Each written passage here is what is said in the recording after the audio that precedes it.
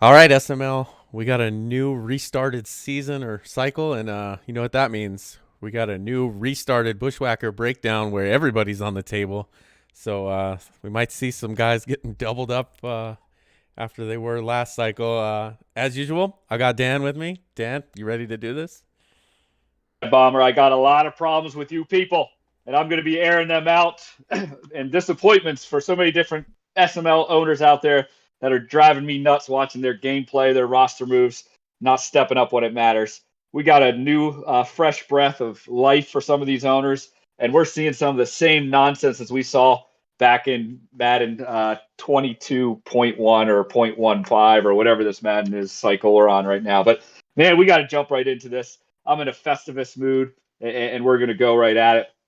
So first, right off the bat, I'm going in rosters, and we're looking at some of the decisions being made, and I'm going right down to the Houston Texans, and I'm looking at ZZ the Great. ZZ the Great, man. I know you've been chippering and chabbering. I know you've been in chat, kind of getting all worked up and all bothered. But man, you went ahead and you made a move with Paulie, and you swapped your first for John Ross. Let me tell you something, ZZ.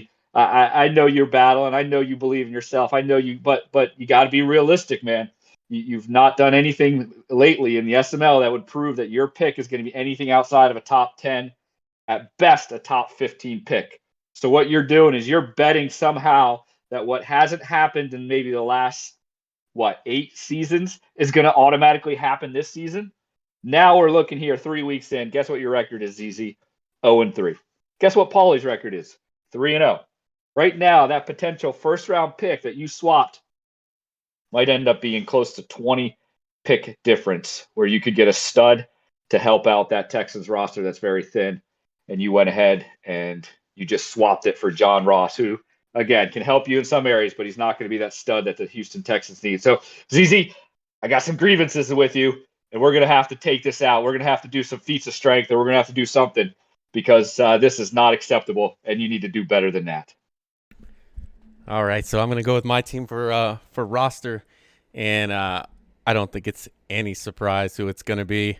Fig, Fig. You gave up not only your first round pick this year, but your first round pick next year. So two probably top 10 picks. And what did we get in return? We got Prime's first round pick, which actually right now looks pretty good. So I'll give you that it's not terrible, but more than likely it's going to still end up in the mid to late 20s.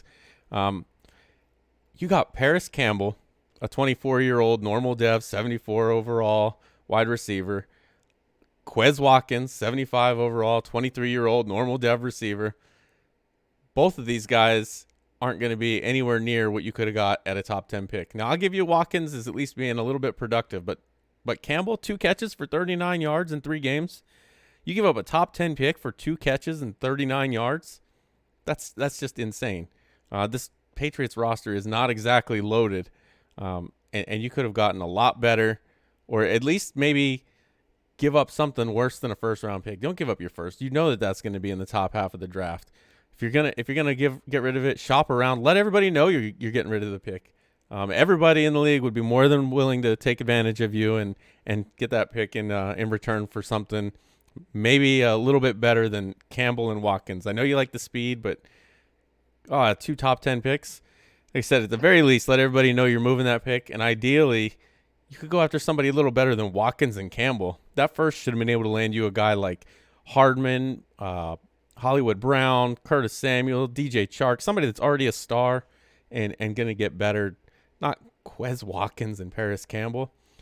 But at least we have this season and next where we don't have to worry about you moving a first round pick, and hopefully you can turn that around. So that's my roster pick. Now let's go to gameplay. Gameplay has to be Matt. What are you doing? Your only win is over ZZ. You even have a loss to Colt. You're a guy that should be playoffs or at least on the fringe of the playoffs, and right now you're sitting at 1-3. All I've heard is how you're this great runner and you rely on defense, and here we are 3 games in and you have the 26th ranked rushing offense. And on top of that, you've only had 1 game where you even ran more than you threw the ball. What are you doing? It's almost like you don't want to win. All you've said is you can win on running and defense, and all you've done is throw the ball. I'm really confused by what you're doing. This is the second team draft in a row where you passed on what you call an overpowered freight train to take something else that you claim is more fun to play with. And for some unknown reason, just like you did with Drew Lock, here it comes. I'm just want to sling it with Trevor. Not really understanding what you're doing. Um, just, just airing my grievances this Festivus for you, Matt. That's a good one, Bomber. Matt's always been one of the hot topics on here, and now it's not even about a Haskins move, but now we're talking about gameplay. So we'll see what Matt can do, man.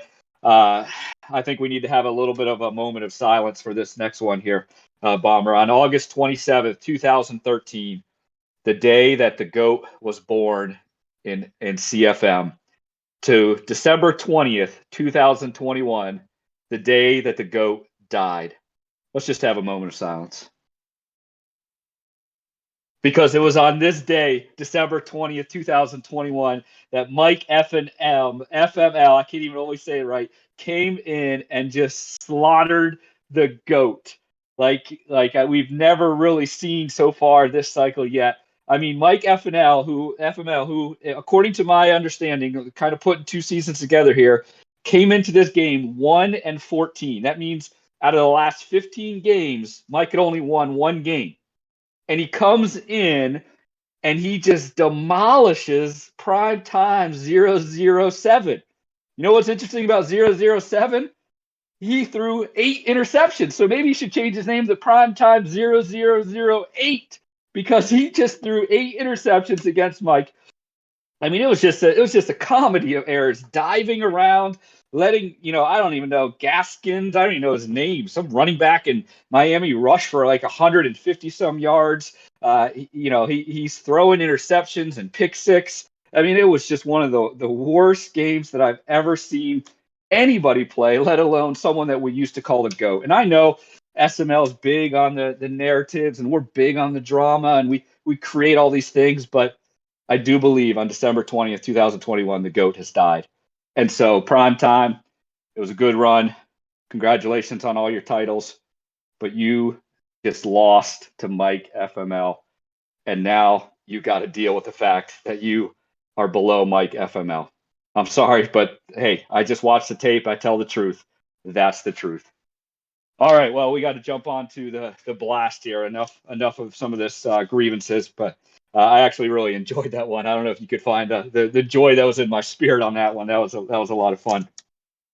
But I'm going for the blast here, and I'm going to be going out to Kansas City Chiefs, and I'm looking at Coop. Coop, man, I was really impressed with what you were trying to build there in Jacksonville. I think you were on your way to doing something special there. You were hard out come playoffs, but now you have the Chiefs, a team far superior in talent.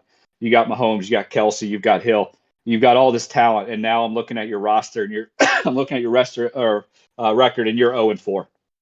You've lost some close ones, although I don't know what you're doing against Meats that game. Maybe that was a sim. Maybe I missed that one, but that one looks pretty bad. But what I'm looking at you here, Coop, is I'm seeing a rebound. I'm seeing an opportunity that you have. Your next 2 games are against the Bills and the football team. They're a combined record of 1-6. And then you got the Titans. So in that 3-game stretch, and Titans are playing pretty well, you've got an opportunity to right this ship. I know what it's like to go 0-5. I know what it's like to battle. I know you still got it in you, Coop. So I'm going to put you on blast here. I'm going to say step up your game. This is the opportunity you have going up against the Bills. Win that game, win the football team, and then see what you can do against the Titans. Man, I want to see at least 2-1. Man, I'd love to see a 3-0 run here, Coop. Let's go, man. You're my brother from a different mother. You're my brother that gets high. Let's go. Let's make this a high point for you, and let's get this ship turned around. Let's get those Kansas City Chiefs rolling again. All right, so right before I get into my team, I just want to say, Coop, feel free to go 0-17. I won't feel bad. It's okay. Use this as and why is that? Why is that, Bomber? I might have his first round pick. So if he goes 0-17, okay, that's okay. We'll allow it. But the team I want to focus on here is DW. Now I know you had a tornado come through and destroy everything, but you've lost to Meats, Paulie, and Woods, which aren't necessarily bad losses, but you've got one of the best teams in the game. You're just not getting it done. It looks like you're out there playing with the Jets, but this team ain't the Jets. You were picked as one of the top 2 teams in the NFC East, and so far you're at the bottom and winless. Right now, you're 0-4 because you also had a loss to Dan. Uh, Bottom third of the league in total yards allowed, passing yards allowed, rushing yards allowed, all in the bottom third, despite having quite possibly the best defense in the game.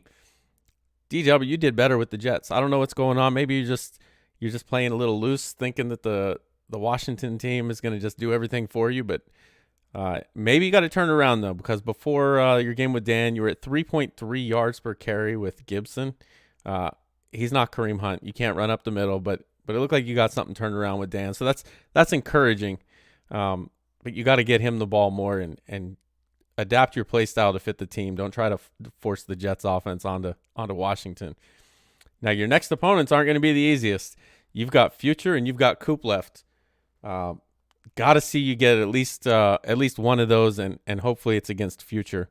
But really you need to take two so you can get back into this NFC East, and hopefully with some time off and maybe things settling down a little bit there in Kentucky, maybe you can get it done.